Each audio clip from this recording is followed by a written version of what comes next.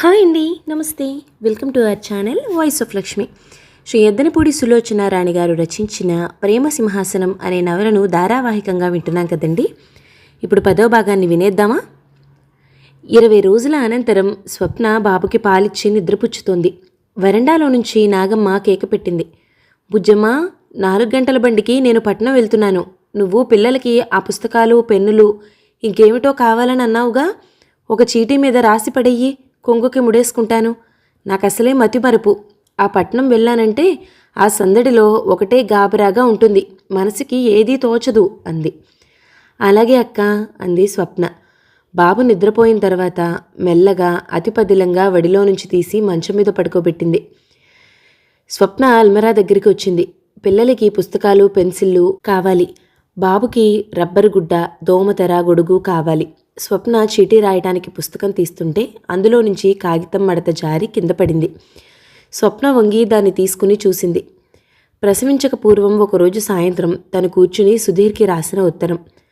తమ ప్రసవ వేదనలో చచ్చిపోతే బిడ్డ బతికితే ఆ బిడ్డని ఈ ఉత్తరాన్ని తీసుకుని వెళ్ళి సుధీర్కి ఇవ్వవలసిందిగా నాగమ్మని కోరుతూ ఇంకో చీటీ రాసిపెట్టింది.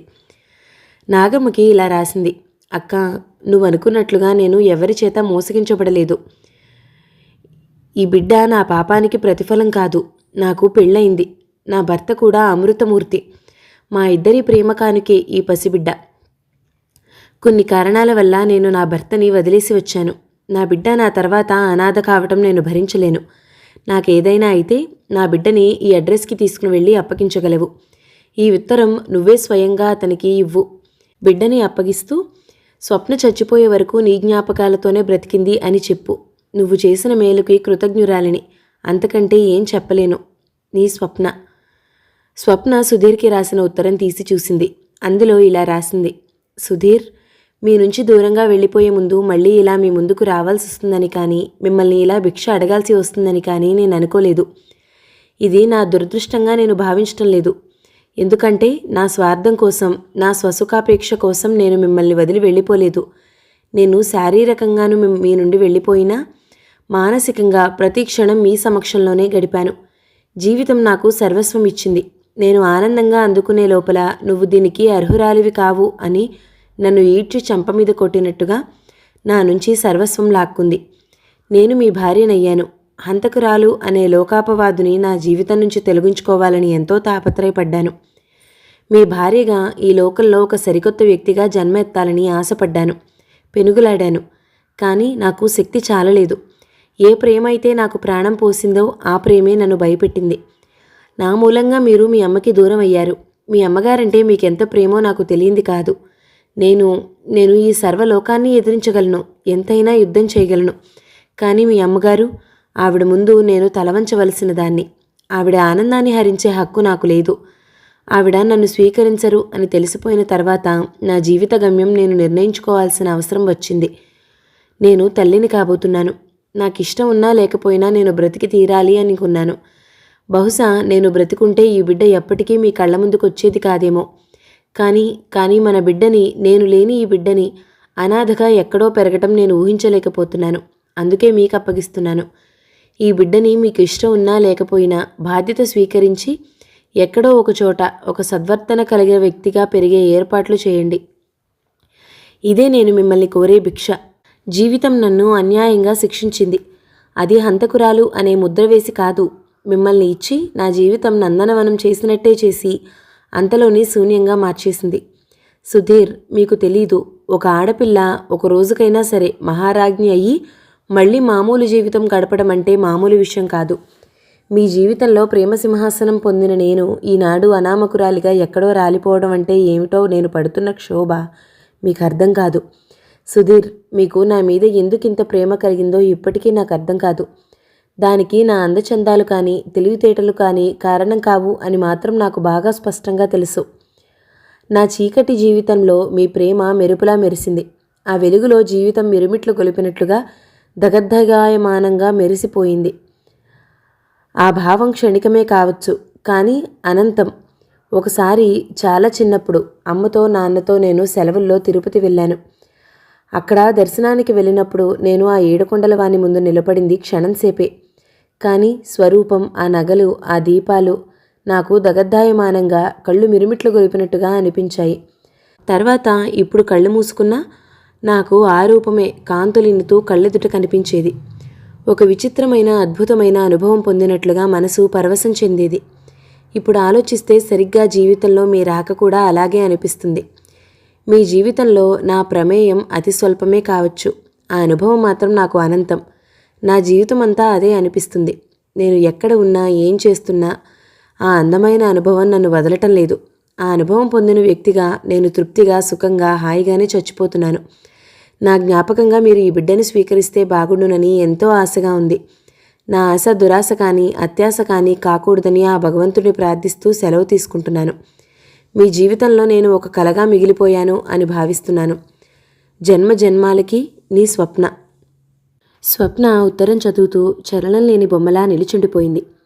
ఈ ఉత్తరం ఇక్కడే, ఈ గదిలోనే, అదిగో ఆ మంచం మీద కూర్చుని రాత్రివేళ లాంతర్ వెలుగులో రాసింది. అది రాస్తున్నప్పుడు తను ఎంత భావావేశం పొందింది. తన మనస్సు, తాను పడిన ఆవేదన, పొందిన ఒంటరితనం అంతా అక్షరాలలో రంగరించుకుని తాపత్రయపడిచింది. తన మనస్సుని ఆ ఉత్తరంలో బంధించాలని ఆరాటపడింది. ఇప్పుడు ఈ ఉత్తరం చూస్తుంటే ఆత్మహత్య చేసుకోవడానికి ముందు చెప్పిన మాటల్లా ఉన్నాయి. స్వప్న నిట్టూర్చింది. బాబు పుట్టిన ఆనందం ఎంత ఉద్ధృతమైంది. ఆ ఒరవడిలో తను అసలు అలాంటి ఉత్తరం రాసిన సంగతి మర్చిపోయింది. స్వప్న ఆ ఉత్తరం వేళ్లతో పట్టుకుని చించిపోయి ఆగింది. ఎందుకు చించడం? ఎలాగో ఈ ఉత్తరం ఉద్దేశింపబడిన వ్యక్తిని చేరదు. ఆనాడు తను పడిన బాధకి ప్రతీకగా ఉండాలి. స్వప్న ఉత్తరాలని బ్యాగ్లో పెట్టి భద్రపరిచింది. స్వప్న బాబు దగ్గరికి తిరిగొచ్చింది. నిద్రపోతున్న వాడి వంక తదేకంగా చూసింది. బాబూ, మీ నాన్న ఉత్తరం ఎప్పటికీ చదవలేకపోవచ్చు. ఒకరోజు నువ్వు పెద్దయిన తర్వాత అమ్మ పడిన బాధ ఏమిటో తెలుసుకుందువు గానిరా. వాడి తలని మిరుతూ అనుకుంది. ఏంటి బుజ్జమ్మా, లిస్టు రాసావా లేదా? నాగమ్మ గుమ్మంలో నిలబడి కేక పెట్టింది. ఇదిగో రాస్తున్నానక్క. స్వప్న గబాలను లేచి కాగితం తీసుకుని రాయసాగింది. ఇంకా రాయలేదా? అయ్యో సోద్యమా, 24 గంటలు కొడుకుని చూసుకుంటూ కూర్చుంటావు గందా. అక్కడికి ఈ భూమి మీద నువ్వు ఒక్కదానివే పిల్లల్ని కన్నట్టు అంది. స్వప్న నవ్వింది. ఇప్పుడే క్షణంలో రాసిస్తానక్క అంది. నాగమ్మ లోపలికి వచ్చి చీరలు 2 మడత పెట్టి సంచిలో పెడుతూ, అన్నట్టు మర్చిపోయా, కాఫీ పొడి, టీ పొడి అవి కూడా రాయి. పిల్లలకి పుస్తకాలు అన్నావు, మిషన్ దారపుండలు అన్నావు అంటూనే బయటికి తొంగి చూస్తూ, ఒరే గంగన్న, ఆ గేదెలకు నీళ్లు పట్రా అంటూ గావుకేక పెట్టింది. పిల్లాడు నిద్రలో ఉలిక్కిపడ్డాడు. స్వప్న చప్పున కొడుకును పట్టుకుంది. మెల్లగా మాట్లాడక్క, బాబు నిద్రపోతున్నాడు అంది. ఏంటి, నీ కొడుకు నిద్రపోతుంటే ఇంట్లో ఇక మేమెవ్వరం శబ్దం చేయకూడదన్నమాట. అమ్మా తల్లి, నీ కొడుకుని రాజకుమారిలా పెంచుతావా ఏమిటి? ఏరా బావిగా, విన్నావా మీ అమ్మ మాట అంటూ నాగమ్మ నిద్రపోతున్న పిల్లాడిని ఒక్కటేసి లేపింది. పిల్లాడు నిద్రలో కెవ్వుమని ఏడుస్తుంటే తీసుకుని భుజాన వేసుకుని సముదాయిస్తూ, ఏడవకురా నాగన్న, ఇప్పుడు ఏడ్చావంటే ఇప్పుడు మీ అమ్మ కళ్ళకి వరదలు వచ్చేస్తాయి అంది. స్వప్న ఊరుకుంది. మౌనంగా చీటీ రాయసాగింది. తనేదన్నా అంటే నాగమ్మ ఇంకా ఆట పట్టిస్తుంది. స్వప్న పిల్లాడిని అపురూపంగా చూసే తీరు నాగమ్మకి ఎంతో వినోదంగా ఉంటుంది. రకరకాల వ్యాఖ్యానాలు చేస్తుంది. స్వప్నని అలా ఉలికించడం నాగమ్మకి ఎంతో ఇష్టం. నాగమ్మకి తను పిల్లల్ని పెంచిన తీరుకి, స్వప్న ఈ పిల్లాడిని పెంచే తీరుకి ఎంతో తేడా గమనించింది. స్వప్న గబగబానే అయినా లిస్ట్ని జాగ్రత్తగా తీసుకురావాల్సిన సరుకులు ఒక్కటి కూడా వదలకుండా రాసి నాగమ్మ చేతికి ఇచ్చింది. నాగమ్మ పిల్లాడిని స్వప్న చేతికిచ్చి చీటీని అల్లిక సంచిలో దాస్తూ, ఈ సరుకులన్నిటికీ ఎంత డబ్బు అవుతుందేమిటి అంది. 100 రూపాయలు అవ్వచ్చక్క. ఏడిసినట్టే ఉంది. నువ్వు 100 అంటే బజార్లో 150 అవుతాయి. ధరలు అట్టా మండిపోతున్నాయి.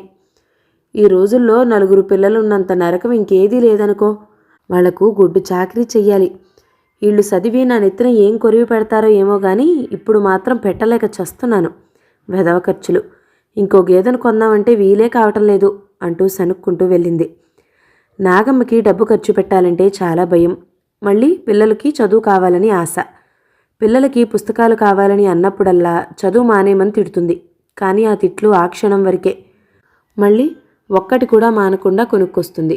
పోనీలే, వీళ్ళు పెద్దయ్యి మళ్ళీ సంపాదిస్తారుగా, అప్పుడు కొనుక్కుంటాను గేదెల్ని అనుకుంటుంది. నాగమ్మ మెల్లమెల్లగా ఇంటి విషయాలని స్వప్న మీద వేయసాగింది. ఆవిడికి ఎంతసేపు గేదెలు, వాటి రోగాలు, పాలు, పాల లెక్కలు, ఇరుగు పొరుగు ఇదే లోకం. ఇంట్లో కావలసిన వస్తువులు, పిల్లలకి కావలసిన బట్టలు, పుస్తకాలు అన్నీ స్వప్న తనే చూసుకుంటుంది. స్వప్న కర్ణం గారింట్లో కుట్టుమిషన్ తెప్పించి పిల్లలందరికీ కావలసిన బట్టలు కుట్టసాగింది. స్వప్న అందంగా రెడీమేడ్ బట్టల్లా కుట్టిన ఆ దుస్తులు చూసి నాగమ్మ మురిసిపోయింది. ఓరి ఓరి, నా బిడ్డలు సినిమాలో బొమ్మల్లా ఉన్నారు బుజ్జమ్మ, నువ్వు వీళ్ళని ఒక్క క్షణంలో మార్చేశావు గందా అంది. అక్క, నేను వాళ్ళని మార్చాను కానీ నిన్ను మార్చలేకపోతున్నాను. ఆ మోటు చీరలు, జాకెట్లు వద్దు అంటే వినవుగా నువ్వు, స్వప్న నిష్ఠూరంగా అంది. నేనా? ఏమ్మా, ఈ చీరలకేమైంది? లక్షణంగా ఉన్నాయి, 3 ఏళ్లైనా చెరగవు. ఆ నాజూకు గుడ్డలు నాకొద్దు తల్లి అనేది. నాగమ్మకి ఎంతసేపు తన పిల్లలు లేకపోతే ఇరుగు పొరుగు ముఖమే చూస్తుంది. తన స్వలాభాపేక్ష రవ్వంత కూడా లేదు. భోజనం టైంకి ఎవరైనా వస్తే భోజనం చేసి తీరాల్సిందే. పాలేళ్లతో సమంగా కష్టపడుతుంది. వాళ్ళని తిడుతుంది. క్షణం నిలబడనీయకుండా పనిచేయిస్తుంది. కానీ మళ్ళా వాళ్ళ అవసరాలన్నీ కన్నతల్లిలా కనిపెడుతుంది. స్వప్నకి రాని రాను నాగమ్మ అంటే విపరీతమైన గౌరవాభిమానాలు కలగసాగాయి. ఇలాంటి మంచి మనిషి నీడ దొరకటం కేవలం తన అదృష్టం అనిపించేది. నాగమ్మ పడుకోవడానికి పక్క సరిగ్గా ఉందో లేదోనని, భోజనాలలోకి కూర పులుసు ఉన్నాయో లేవోనని, అన్నం వేడిగా ఉందా లేదా అని శ్రద్ధగా కనిపెట్టి చూస్తూ ఉండేది. నాగమ్మ రాత్రివేళ ఏ పిల్లల పక్కనో దిండు లేకుండా పక్క లేకుండా చెంగుపరుచుకుని తలకింద చేయి పెట్టుకుని పడుకుంటే స్వప్న పక్క వేసి వచ్చి పడుకోమనేది. ఇక్కడ బాగానే ఉందిగా అనేది. లే అక్క, నువ్వు పగలంతా నడుం కూడా వాల్చవు, రాత్రివేళైనా సరిగ్గా సుఖంగా నిద్రపోకపోతే ఎలా? లే. నాగమ్మ స్వప్న హఠానికి కేక వేసేది. నా ప్రాణం తీస్తావు కదా, అదుగో ఊరుకుంటున్నాను కదా అని నా నెత్తినెక్కకు. పిల్లల మీద పెత్తనం చలాయిస్తుంటే ఊరుకున్నానని నా మీద కూడా చలాయించాలని చూడకు, తెలుసా? నాకు తిక్కరేగిందంటే నా నోరు మంచిది కాదు. ఒక్క నిమిషం లేచి వచ్చి పడుకోవడానికి ఇన్ని మాటలు ఎందుకక్కా? నీ మాటే నీకు, నీ అంత మొండిదాన్ని చూడలేదు, నా నిద్ర పాడు చేస్తున్నావు అంటూ నాగమ్మ విసుక్కుంటూ లేచొచ్చేది. మంచం మీద పడుకుంటే నిద్ర అనేది రావాలి కానీ ఎక్కడ పడుకుంటే ఏముంది చెప్పు అనేది. స్వప్న దుప్పటి తెచ్చి నాగమ్మకి కప్పేది. నాగమ్మ స్వప్న చేయి పట్టుకుంటూ, బుజ్జి, ఇంతవరకు అందరికీ నేనే చూడడం అలవాటు, నువ్వు నన్నిలా చూస్తుంటే నాకేమిటోగా ఉంది. ఎలా ఉంది? చాలా సంతోషంగానే ఉంది, కానీ నిన్ను నమ్మేదెలా? రేపు నీ దోవన నువ్వు పోతావనుకో, అప్పుడు నాకెంత బాధేస్తుంది. నేనెక్కడికి వెళ్ళనక్క అంది స్వప్న. ఏమో బుజ్జమ్మ, ఎవరు చెప్పగలరు అనేది. ఎప్పుడైనా స్వప్న భోజనం వడ్డించి పిలిస్తే వచ్చి కూర్చుంటూ, ఏమిటో బుజ్జమ్మ, నీ చేతి ఇంత చాకరీ చేయించుకుంటున్నాను, నీ రుణం ఎలా తీర్చుకుంటానో ఏమిటో అనేది. అలా అనద్దక్క, నువ్వు నాకు చేసిన సాయం ముందు ఇది ఏ పాటిది? నువ్వు ఆ రోజు రైల్లో కనిపించి నాకు ఆశ్రయం ఇవ్వకపోతే. స్వప్న కళ్ళు అశ్రుపూరితాలయ్యాయి. ఓ సోస్, నా అదృష్టం బాగుంది. నేను కాకపోతే నా తాత లాంటి వాళ్ళు ఇంకొకరు తోడు దొరికేవారు. నేను దొరకడం గొప్ప మాటేం కాదు. నువ్వు చదువుకున్నదానివి, బ్రతకలేకపోయేదానివా ఏమిటి? స్వప్న కళ్ళు తిప్పుతూ, లేదక్క, జీవితంలో దారి తప్పిన ఆడపిల్లకి సరైన ఆడతోడు దొరకడం అనేది పెద్ద అదృష్టం అంది. ఏంటో నీ మాటలే నాకు అర్థం కావు. సర్లే, తిను అనేది. స్వప్నకి నాగమ్మ విలువ తెలిసినట్లే నాగమ్మకి కూడా స్వప్న విలువ బాగా తెలుసు. నాగమ్మ విద్యావిహీనురాలు, స్వప్న విద్యాధికురాలు అయినా ఆ భేదం వారిరువురి మధ్య అడ్డు రాలేదు. ఈ ప్రపంచంలో అతిశయానికి, అహంకారానికి, చదువుకి, దరిద్రానికి అతీతమైన సంబంధం ఒకటుంది. అది మనిషికి, సాటి మనిషికి తోడు కావాల్సిన అవసరం. ఈ అవసరం ముందు విద్య, అధికారం, డబ్బు, హోదా, పట్టుదల అన్నీ తలవంచి తీరాల్సిందే. నాగమ్మకి తన పిల్లలకి చదువు చెప్తూ తన ఇంటిని తీర్చిదిద్దుతున్న స్వప్నని చూస్తుంటే దేవత కరుణించి తన ఇంట్లో అడుగుపెట్టినట్టే అనిపిస్తుండేది. పైపైకి స్వప్నని కసిరినట్టుగా, పెత్తనం చలాయిస్తున్నట్టుగా మాట్లాడుతుందే కానీ లోపల నాగమ్మకి స్వప్న అంటే అపరిమితమైన ఇష్టం. తనకేమీ తెలియదని, చదువుకున్న స్వప్నకి తనకంటే తెలివితేటలు, లోకజ్ఞానం బాగా ఉన్నాయని నాగమ్మకి తెలుసు. స్వప్న కావాలనుకుంటే ఏ సిటీలోనో ఏదో ఒక ఉద్యోగం చేసుకుంటూ లక్షణంగా బ్రతకగలదు. స్వప్న తల్లిదండ్రుల గురించి, అక్క చెల్లెల గురించి ఆరా తీయాలని నాగమ్మ ఎంతగానో ప్రయత్నించి విఫలురాలయ్యింది. స్వప్న ప్రేమించిన వ్యక్తి ఎవరో చెప్పమని, వాడి జుట్టుపట్టి లాక్కు వచ్చి పెళ్లి చేస్తానని అనేది. కానీ స్వప్న దానికి కూడా సమాధానం చెప్పేది కాదు. నేను నీ దగ్గర ఉండటం ఇష్టం లేదా అక్క అనేది. అది కాదు బుజ్జమ్మ, ఏ వయసులో ముచ్చట ఆ వయసులో అనుభవించాలి. నువ్వు వయసులో ఉన్నావు, ఆ పిల్లాడిదే లోకం అని ఎన్నాళ్ళు అనుకోగలవు? ఆ మగాడు లేకపోతే వేరే పెళ్లి చేసుకో. అక్క, స్వప్న ఆవేశంగా అంది. నువ్వు పిల్లల కోసం ఎందుకంత శ్రమ పడుతున్నావు చెప్పు. నా విషయం వేరు. నా విషయం కూడా నీలాగానే అక్క. బాబుని పెంచి పెద్ద చేయడం నా ధ్యేయం. నేను అందుకే బ్రతుకున్నాను. అక్క, దయించి ఇంకెప్పుడు ఈ ప్రసక్తి మళ్ళా తీసుకురాకు. సరే బుజ్జమ్మ, పెద్దదానిగా చెప్పాలనిపించింది చెప్పాను. నీకది బాధ అనిపిస్తే ఇంకెప్పుడు ఆ మాట ఎత్తను, సరేనా? చూడమ్మా, లోకం చాలా చెడ్డది. మనం తల వంచుకుని మన పని మనం చేసుకున్నా ఏదో ఒక మాట అంటూనే ఉంటుంది. నీ మొగుడిని గురించి రకరకాల ప్రచారాలు చేస్తున్నారు. చేయని అక్క, నేనేమనుకోను, లక్ష్య పెట్టను. నాగమ్మ స్వప్న వైపు చూసింది. అందమైన ఆ ముఖంలో మొండి ధైర్యం కనిపిస్తుంది. నాగమ్మకి స్వప్న అర్థమైనట్టే ఉంది, కానీ అర్థం కావటం లేదు మళ్ళీ. సుధీర్ కోర్టుకు వెళ్ళడానికి సిద్ధమవుతున్నాడు. ఇంతలో అహల్యమ్మగారు అక్కడికి వచ్చింది. సుధీ, వంట ఇందిరా, భోంచేసి వెళ్ళవు అంది. ఆకలి లేదమ్మా అన్నాడతను. క్షీరాన్నం చేశానురా, కొద్దిగా తిను. ఆవిడ కంఠం బ్రతిమలాడుతున్నట్టుగా ఉంది. ఆకలిగా ఉంటే కొద్దిగా ఏమిటమ్మా, కడుపు నిండానే తిని వెళ్ళేవాణ్ణి. వస్తానమ్మా. అతని కంఠం ఎప్పట్లాగానే నమ్రతగా ఉంది. కానీ ఆ నమ్రతలో ఇదివరకు ఉండే గారం లేదు. తల్లికి దగ్గరగా ఉండే చనువు, స్వతంత్రం లేవు. అహల్యమ్మగారు చూస్తుండగానే అతను వెళ్ళిపోయాడు. కార్ స్టార్ట్ అయిన శబ్దం, వెళ్ళిపోయిన ధ్వని వినిపించింది. కొడుకు వెళ్ళిపోయిన తర్వాత ఆవిడక్కడ ఉన్న కుర్చీలో కూలబడింది. ఆవిడ మనసు భారంగా ఉంది. సుధీర్ దాదాపు 1 ఏడాది క్రితం యాక్సిడెంట్ జరిగి దెబ్బలు తగిలినప్పుడు తల్లితో రాజీ పడిపోయాడు. ఆ సమయంలోనే స్వప్న వెళ్ళిపోయింది. స్వప్న గురించి అతను అడిగినప్పుడు మేనమామ స్వప్న రాసిన ఉత్తరం ఇచ్చాడు. అది చూసి అతను చాలా ఆవేశపడ్డాడు. నేను నమ్మను, మీరంతా స్వప్నని ఏదో చేశారు అన్నాడు. తమకేమీ తెలియదని చెప్పినా అతను నమ్మలేదు. ఆ గాయాలు తగ్గడానికి, అతను కోలుకోవడానికి చాలా రోజులు పట్టింది. ఆ సమయంలో ఆవిడ అతన్ని కంటికి రెప్పలా చూసింది. కొడుకుని డాక్టర్లు డిశ్చార్జ్ చేయగానే అహల్యమ్మగారు తనింటికే తీసుకొచ్చింది. మేనమామ ధనంజయరావుగా సుధీర్ తీసుకున్న ఇల్లు ఖాళీ చేయిస్తానని అన్నాడు. కానీ అహల్యమ్మ వినలేదు.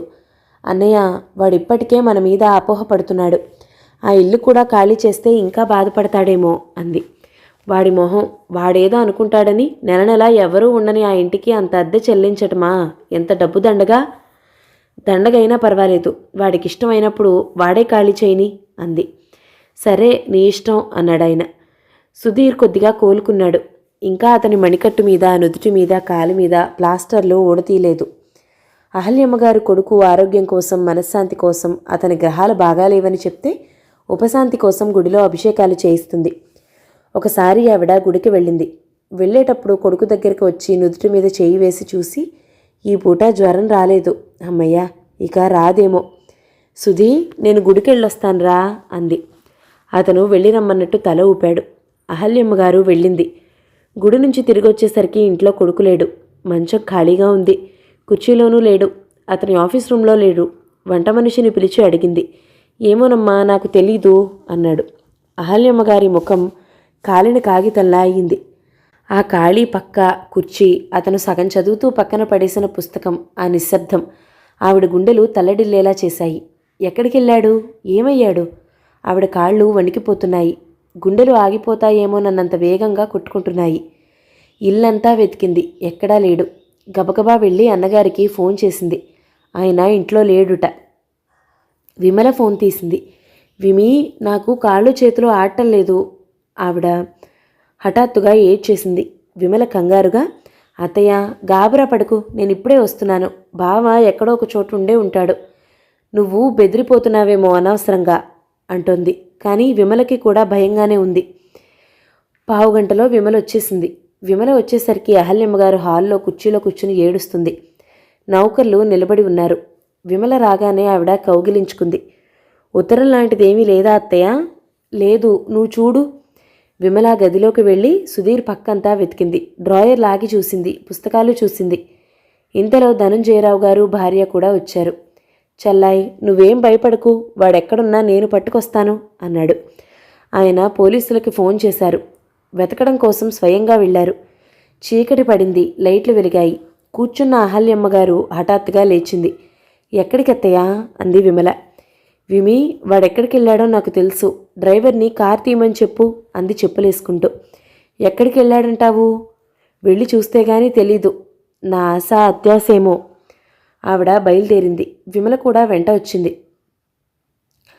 అహల్యమ్మ గారు డ్రైవర్కి సుధీర్ కొత్త ఇంటి అడ్రస్ చెప్పింది. కారు అక్కడికి వచ్చి ఆగింది. అహల్యమ్మ గారు దిగింది. మెట్లెక్కి వచ్చింది. వెంట విమల కూడా వచ్చింది. తలుపు దగ్గరగా వేసింది. అహల్యమ్మ గారు ఆ తలుపు తీసుకుని లోపలికెళ్ళింది. ఆవిడ ఒక్క నిమిషం అలాగే నిలబడిపోయింది. సుధీర్ అక్కడున్న సోఫాలో కాళ్ళు సోఫా చేతి మీద ఆనించి నిద్రపోతున్నాడు. అతని గుండెల మీద ఫోటో ఆల్బమ్ ఉంది. అతను నిద్రలో ఉన్నాడని చూస్తుంటేనే తెలుస్తుంది. అహల్యమ్మగారికి ఆ స్థితిలో కొడుకును అలా చూసేసరికి కళ్ళ నుండి బొటపటా నీళ్లొచ్చేశాయి. విమలని హుష్ అంటూ శబ్దం చేయవద్దని వేలితో సైగ చేసి మెల్లగా అతని దగ్గరికి వచ్చింది. అతని గుండెల మీద ఉన్న ఆల్బమ్ తీసింది. అది స్వప్న రకరకాలుగా ఉన్న ఫోటోల ఆల్బమ్. సుధీర్ ఉలిక్కిపడి కళ్ళు తెరిచాడు. సుధీ, ఆవిడ చిరునవ్వుతో పిలిచింది. అతను ఒక క్షణం అయోమయంగా చూశాడు. ఆ వెంటనే ఉలిక్కిపడి లేచి కూర్చున్నాడు. టైం చూసుకున్నాడు. అమ్మా, అతని కళ్ళు ప్రశ్నార్థకంగా చూశాయి. నేను ఇక్కడికి వచ్చి చాలాసేపు అయింది. కంగారు పడ్డావా? అస్పష్టంగా అన్నాడు. పర్వాలేదురా, నేనెంత కంగారు పడినా పర్వాలేదు. మళ్ళీ నా కళ్ళారా నిన్ను చూడగలుగుతున్నాను. ఈ సంతోషం ముందు ఆ బాధ హుష్కాకి అయింది. ఆవిడ నవ్వబోయింది కానీ కళ్ళలో గిర్రున నీళ్లు తిరిగాయి. Sorry mummy. అతను తప్పు చేసి పట్టుబడిన పిల్లాడిలా పశ్చాత్తాపంగా చూశాడు. ఆవిడ అతని తల మీద చేయి వేసింది. సుధీ, ఇంటికి వెళ్దాంరా అంది. సుధీర్ ఆవిడ వైపు చూశాడు. తర్వాత ఆవిడ పొట్టలో ముఖం దాచుకున్నాడు. అతను ఎంత బాధని దిగమింగుతున్నాడో ఆవిడకి అర్థమైంది. అతనికి తన ప్రాణం కంటే ఎక్కువగా చూసుకునే తన ఈ కొడుకుని ఇంత బాధ పెడుతున్న స్వప్న మీద ఆవిడకి అంతులేని కోపం వచ్చింది. ఆ పిల్లని ప్రేమించి వాడేం బావుకున్నాడు? ఇట్టి అశాంతి, బాధ తప్ప అనిపించసాగింది. లే, ఇంటికి వెళ్దాం లాలనగా అంది. అతను లేచాడు. విమల కింద పడిన ఆల్బమ్ తీసి అతనికి ఇచ్చింది. విమీ, నువ్వు వచ్చావా అన్నాడు. అవును బావా, నీకోసం ఎంత కంగారు పడ్డామో తెలుసా అంటూ విమల జరిగిందంతా చెప్పింది. అయ్యో, ఒక్క నిమిషం ఇక్కడుండి వెళ్దామని వచ్చానే అన్నాడతను. కారులో అతను వెనక్కి తల ఆనించుకుని కూర్చున్నాడు. మిగతా వ్యక్తులని గమనించటం లేదు. అతను ఏదో పోరాటంలో అలసిపోయి ఉన్న వ్యక్తిలా ఉన్నాడు. అహల్యమ్మగారు నిట్టూర్చింది. తర్వాత అతను చాలాసార్లు వెళ్ళాడు. అహల్యమ్మగారు వీలైతే తను, లేకపోతే డ్రైవర్ని పంపి అతన్ని ఇంటికి తీసుకొచ్చేది. ఒక్కో రోజున అతనే వస్తాడేమోనని ఎంతోసేపు వేచి చూసేది. కానీ సుధీర్ వచ్చేవాడు కాదు. ఆవిడే ఓడిపోయేది. బావా, ఆ ఇంట్లో ఒక్కడివే అలా కూర్చుంటావు, నీకేం తోస్తుంది అంది విమల. చాలా తోస్తుంది విమి. స్వప్న అక్కడ తిరుగుతున్నట్టే ఉంటుంది, నాతో మాట్లాడుతున్నట్టే ఉంటుంది అనేవాడతను. విమల అతనికి బాగా తగ్గిన తర్వాత సినిమాకి టికెట్లు తెప్పించింది. వెళ్దాం బావా అని పిలిచింది. అతను చిత్రంగా తిరస్కరించలేదు. బయలుదేరి వచ్చాడు. ఆ రోజున అహల్యమ్మ గారు ఎంతో సంబరపడింది. విమల వెళ్ళేటప్పుడు గడ్డం పుడుకుతూ, విమల, బావని నువ్వే ఈ ప్రపంచంలో పడేట్టు చేయాలమ్మా అంది. చేస్తానత్తయ్య, నాకు చేతైనంత వరకు ప్రయత్నిస్తాను. అది నీ కోసం కాదు, నా కోసము కాదు, బావ కోసం. బావంటే నాకు ఇష్టం అత్తయ్య. బావ చాలా మంచివాడు అంది విమల. అహల్యమ్మ గారికి విమల మాటలు అర్థం కాలేదు. సుధీర్కి గాయాలు బాగా తగ్గిపోయాయి. అతను కోర్టుకు వెళ్ళసాగాడు. అహల్యమ్మ గారికి కొడుకు ఇప్పుడే ఇంత శ్రమపడ్డం ఇష్టం లేదు. ఇంకొన్నాళ్ళు ఆగరదుట్రా నాయనా. సుధీర్ వినలేదు. వద్దమ్మా, ఇంట్లో కూర్చుంటే తోచటం లేదు అన్నాడు. అతను త్వరగానే కోలుకున్నాడు. మామూలుగానే కోర్టుకెళ్ళొస్తున్నాడు. విమలతో సరదాగా మాట్లాడుతున్నాడు. తల్లికిష్టమైన పూజలు చేయిస్తున్నాడు. బాబాలు వస్తే వాళ్ళకి సపర్యలు సరిగ్గా జరిగేట్టు ఏర్పాట్లు చేస్తున్నాడు. తల్లి కొడుకులు స్వప్న సంగతి మర్చిపోయినట్టుగా లోకానికి కనిపిస్తున్నా ఇద్దరి మధ్య ఎవరూ ఛేదించలేని అడ్డుగోడగా ఉన్నట్టుగా ఉంది. అది ఒక్క అహల్యమ్మగారికి తప్ప ఇంకెవ్వరికీ తెలీదు. అతను ఇదివరకులా లేడు. ఇంట్లో భోంచేయడు, కాఫీ తాగడు, ఎక్కడో ఏ హోటల్లోనో తింటాడు. ఒక్కోసారి అది మానేస్తాడు. తల్లి బలవంతం చేస్తే ఆకలి లేదంటాడు. అతను నవ్వుతూ తుళ్ళుతూ ఎప్పట్లాగానే ఉంటూ స్వప్నని మర్చిపోయినట్టు లోకాన్ని మభ్యపెడుతున్నాడు. కానీ కన్న తల్లి కంటిని మాత్రం మోసం చేయలేకపోతున్నాడు. లోపల దావానలం ఒకటి దహిస్తున్న మనిషిలా ఉంటాడతను. ఇదివరకు కాస్త చిరాకొస్తే నౌకర్లని కసిరేవాడు. ఇప్పుడు వాళ్ళని ఏమీ అనడు. ఎవరితోనూ అతనికి పేచీ లేదు. అసలు అతనికి ఎవ్వరూ అక్కర్లేదు. అహల్యమ్మగారికి తనకి కొడుక్కి మధ్య పెద్ద అగాధం ఏర్పడినట్లుగా ఉంది. ఒక్కసారి ఆవిడికి ఏడుపు వచ్చేస్తుంది. నేనేం చేశాను, ఇందులో నా తప్పే ఉంది అనే రోషం వస్తుంది. అహల్యమ్మగారికి స్వప్న ఎక్కడికి వెళ్ళినట్టు లేనేలేదు. స్వప్న శారీరకంగా ఇంట్లో లేని మాట నిజమే, కానీ సుధీర్కి తనకి మధ్య పెద్ద అడ్డుగోడగా ఉండనే ఉంది. ఆ సంగతి ఆవిడికి రోజురోజుకి అర్థం కాసాగింది. సుధీర్ ఆ ఇంటిని ఖాళీ చేసేశాడు. తల్లిని పాట కచేరీలకి, పెళ్ళిళ్ళకి మామూలుగానే తీసుకెళ్తున్నాడు. ఇది చూసిన బంధువులంతా స్వప్న ప్రసంగం ఎత్తి, మీ అబ్బాయి ఆ సంగతి మర్చిపోయినట్టున్నాడే, ఆ పీడింత త్వరగా వదులుతుందని మేమెవ్వరం అనుకోలేదు సుమండి అనేవాళ్ళు. ఆవిడ నిట్టూర్చేది. మీరు అమాయకులు. సుధీర్ స్వప్న మాట ఎత్తడం లేదని, మర్చిపోయాడని అనుకుంటున్నారు. వాడి మనసంతా ఆ పిల్లే నిండి ఉంది. ఆ పిల్ల జ్ఞాపకం జీవితాంతం వాడిని వదలదు అనుకునేది. ఆ రోజంతా ఆవిడ కాలుగాలిన పిల్లలా ఇల్లంతా తిరుగుతూనే ఉంది. ఉదయం కొడుకు కోసం ఆవిడ క్షీరాన్నం చేసింది. అది అతనికి ఎంతో ఇష్టం. తను తినటమే కాదు, స్నేహితులందరినీ పిలిచి ప్రత్యేకంగా తినిపించేవాడు. అడిగి మరీ చేయించుకునేవాడు. ఆ రోజు అతను దాని వైపే చూడలేదు. ఆవిడకిది చాలా కష్టంగా ఉంది. సాయంత్రం అయింది. సుధీర్ కోర్టు నుంచి వచ్చాడు. అతనికి వెంటనే వేడివేడి కాఫీ తెచ్చి కలిపి ఇచ్చింది. కోర్టు నుంచి వచ్చేటప్పుడు దోవలో హోటల్కి వెళ్ళాం. టిఫిన్ తిని కాఫీ తాగొచ్చానమ్మా, మేజోళ్ళు విప్పుతూ అన్నాడు.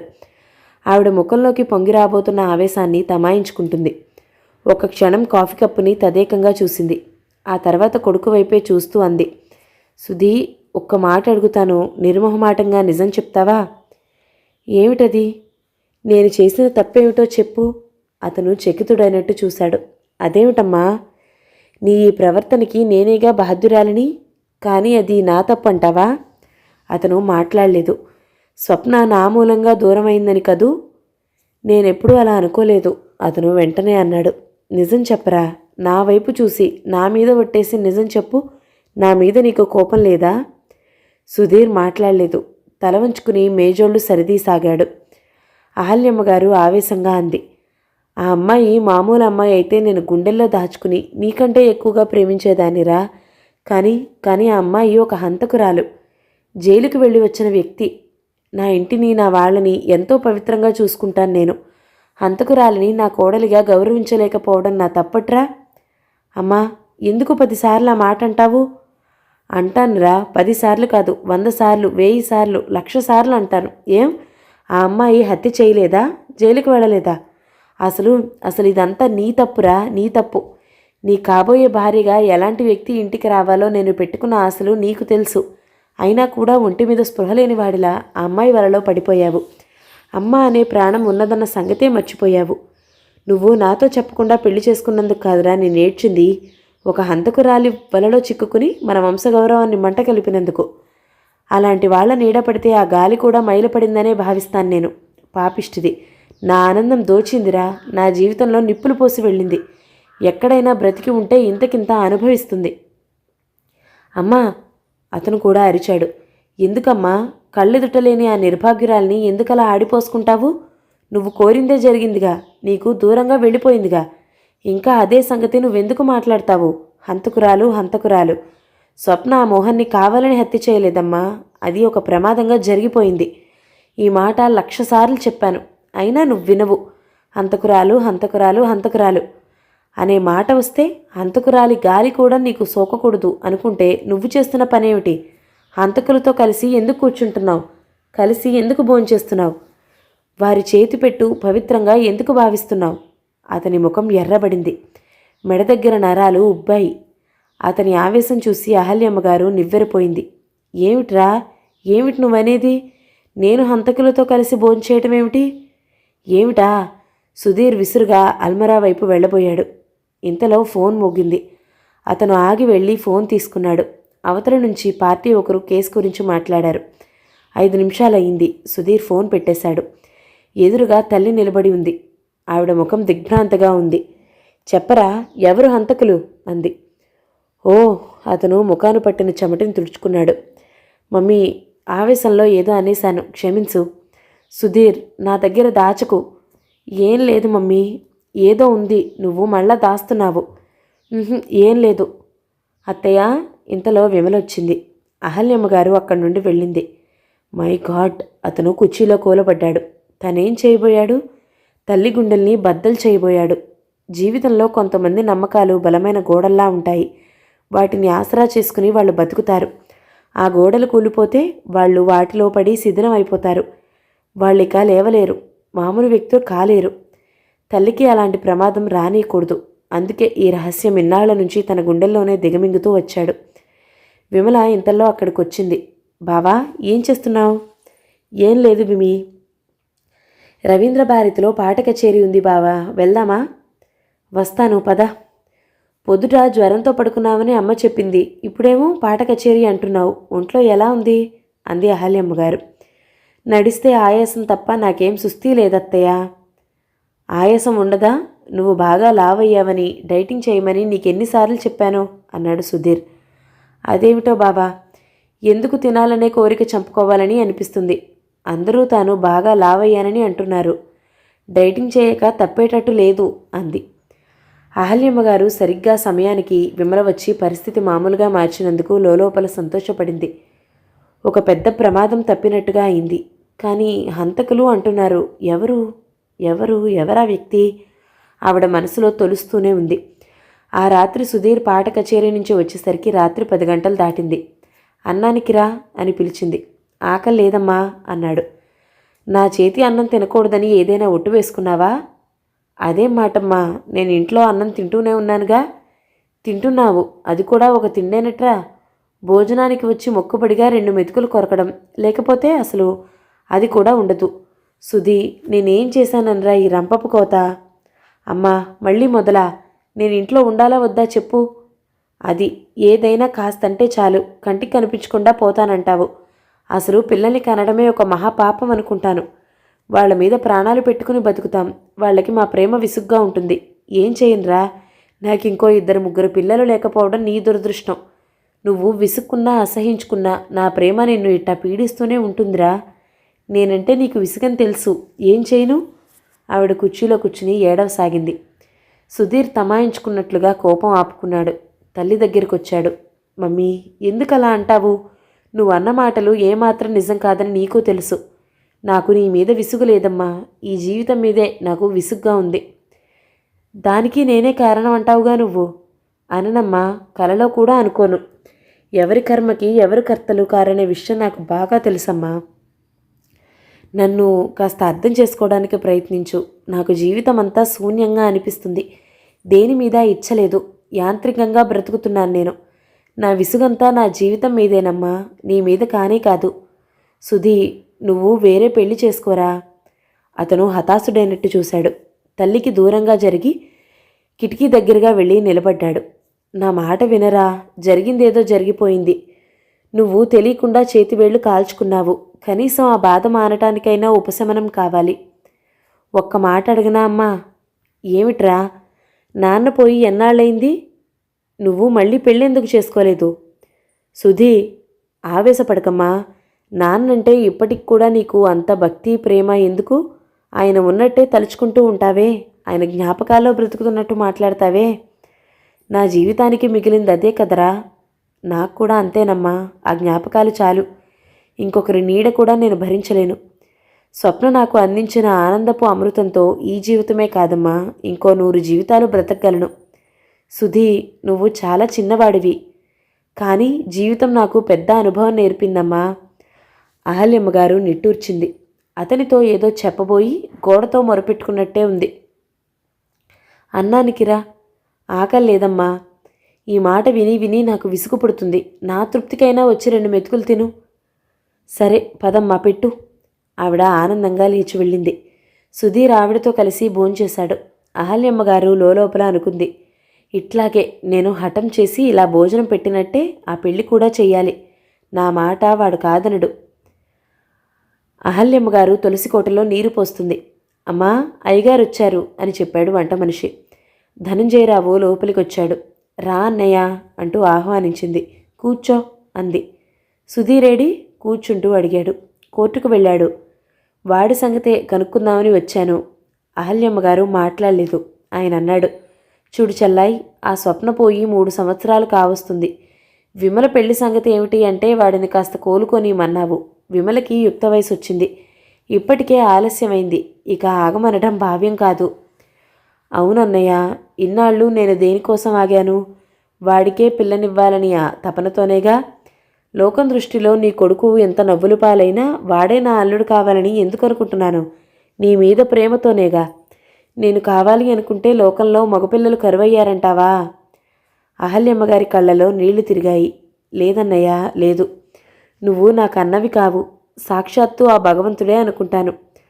నువ్వే కనుక లేకపోతే ఈ సంసారం ఎలా ఉండేదో. ఈ రోజున మేము ఇలా సుఖంగా ఉన్నామంటే అది నీ చలవేగా. ఏమిస్తే నువ్వు రుణం తీర్చుకోగలను? అంత మాటలు వద్దులేమ్మా. సుధీర్ విమలని పెళ్లి చేసుకునేలా చూస్తే చాలు. నేను వాడికి చెప్తానన్నయ్య. చెప్పడం కాదమ్మా, ఒప్పించి చూడు. సుధీర్ వయసులో ఉన్నవాడు. వాడికి పెళ్లి వెంటనే చేసేయడం శతవిధాలా శ్రేయస్కరం. ఏ ఆడపిల్లైనా తగులుకుందనుకో ఒళ్ళు ఇల్లు గొల్లైపోతుంది, జాగ్రత్త. పెళ్ళి ఇష్టం లేదని వాడంటే నువ్వు ఊరుకోకు, గొడవ చెయ్యి, హఠం చెయ్యి, ఇంట్లోంచి వెళ్ళిపోతానని బెదిరించు. అంతగా ఏమీ చేయక్కర్లేదులే, నేను ఒప్పిస్తాను. ఈ శ్రావణ మాసం దాటితే మళ్ళీ మంచి లగ్నాలు లేవట. అలాగే అన్నయ్య, 2-3 రోజుల్లో నువ్వు నాకు అవుననే మాట చెప్పాలి. అలాగే. ఆయన లేచాడు. కాఫీ ఇస్తానుండు అంది. వద్దమ్మా, మీ వదిన నేను ఈరోజు ఉపవాసం ఉన్నాం. సాయంత్రం శంకరాచార్యులు గారు ఇంటికి వస్తున్నారు. నువ్వు కూడా రా. అయ్యో, నాకు తెలీదే. ఆ మాట కూడా చెప్పి వెళ్దామని నేనే స్వయంగా వచ్చాను. వస్తాను. సరే అన్నయ్య. అన్నగారిని వీధి వరకు సాగనంపి అహల్యమ్మగారు ఇంట్లోకి వచ్చింది. సుధీర్ని పెళ్లికి ఒప్పించాలని ఆవిడ శతవిధాలా ప్రయత్నిస్తుంది. కానీ సుధీరు అనటం లేదు. అన్నయ్యకి పిల్లల మనస్తత్వం అర్థం కాదు. ఇప్పటి పిల్లలే వేరు. నెమ్మదిగా చెప్తే అర్థం చేసుకోవడానికి ప్రయత్నిస్తారు. అధికారం చలాయిస్తే ఎదురు తిరుగుతారు. అహల్యమ్మగారికి అహర్నిశలు ఇదే ఆలోచన అయిపోయింది. రోజులు గడుస్తున్నాయి, సంవత్సరాలు తిరుగుతున్నాయి. కానీ సుధీర్ మీద స్వప్న ప్రభావం రవంత కూడా చెరిగిపోలేదు. ఆనాటికి ఈనాటికి మహమ్మారిలా స్వప్న తల్లి కొడుకుల మధ్య అడ్డుగోడగానే అయిపోయింది. స్వప్న ఇంట్లోంచి వెళ్ళిపోయినా ఆవిడికి సుఖం లేకుండా ఉంది. 9వ భాగం సమాప్తం. మిగతా కథని తర్వాతి భాగంలో విందామండి. కథ మీకు నచ్చినట్లయితే లైక్ చేయండి, షేర్ చేయండి, కమెంట్ చేయండి. ఛానల్ని తప్పకుండా సబ్స్క్రైబ్ చేయండి. Thank you so much for watching. నమస్తే.